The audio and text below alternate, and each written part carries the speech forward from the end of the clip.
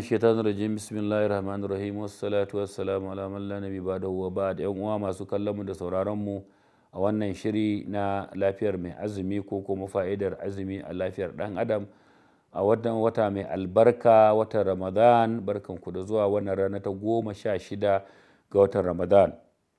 Muna fata ana ganin fa'idoji na faɗakarwa da muke yi akan wannan harka. Wato jiya mun yi magana akan yanayin matsaloli da za su iya kawo damuwa, ruwa ya yi karanci a jikin ɗan adam.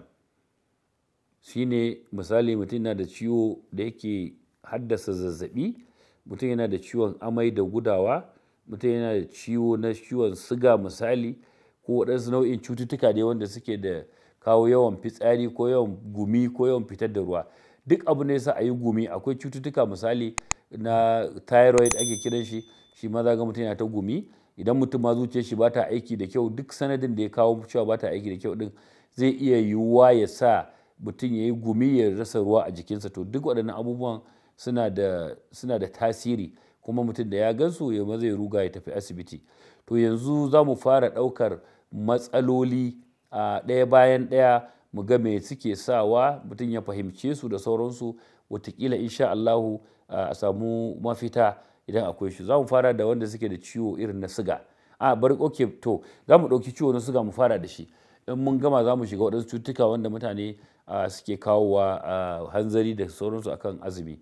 To shi ciwon siga wato ciwo ne wanda wato jikin ɗan adam baya iya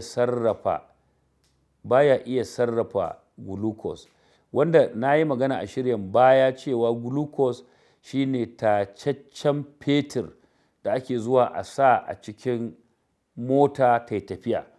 Misali, shi fetur ko kuma petrol da sauransu, in aka haƙo shi a cikin petrol sai an je refinery NNPC, za a distillation, a filtering.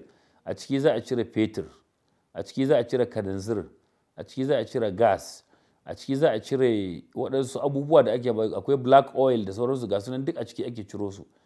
Saboda haka shi ma jikin nan adam in ya tashi aka zuba mishi abinci kowane iri ne, yana ƙoƙari ya canza duk abin da aka ci. In dai zai amfani a jiki a samu kuzari, zai canza shi, ya juya shi, ya maida shi glucose, bulkodi kenan.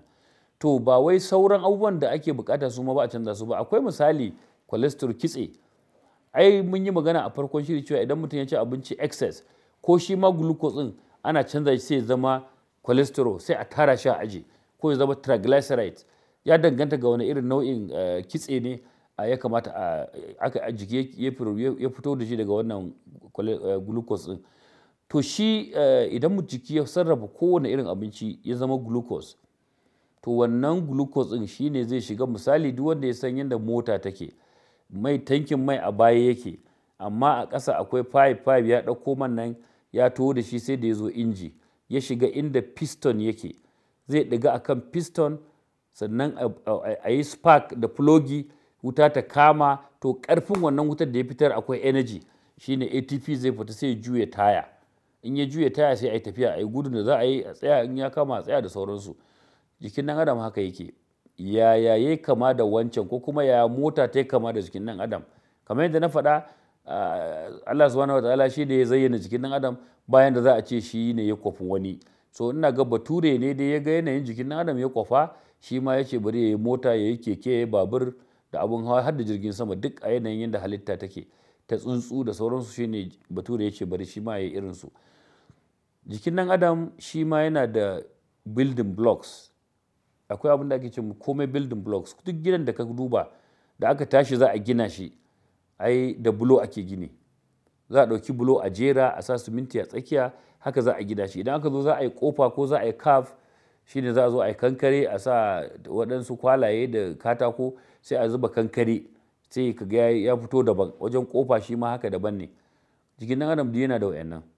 in mutum ya kalli farcensa ko ya kalli haƙori ko ya kalli ido ko ya kalli hanci, ai duk su ma cells ne amma an canza su, wani gun an yi kankare, wani gun an yi shi slab, wani gun an yi kaza. Amma inda sauran jiki yake za ga kawai bulo ne aka sa aka yi plaster aka rufe, wannan fatar da aka rufe da su ne plaster din ai. Ana bare ta za a ga tsoka da ɗoro ga ta nan a jikin adam ta fito. To shi glucose din ya shiga duk inda jikin ya kuma ko ta ina hanyar jini ta kurɗaɗa ta shiga. An nuna mana kamar lokaci ya karato, so ina ganin ya kamata mu ja birki a nan. Allah kai mu gobe za mu ci gaba da bayanin ciwon siga da kuma yanayin yadda surar ɗan adam take har yake jawo a samu ciwon siga din. In muka fahimce shi ina ganin insha Allahu za a samu mafita da fa'ida. Wassalamu alaikum wa rahmatullahi wa barakatuh.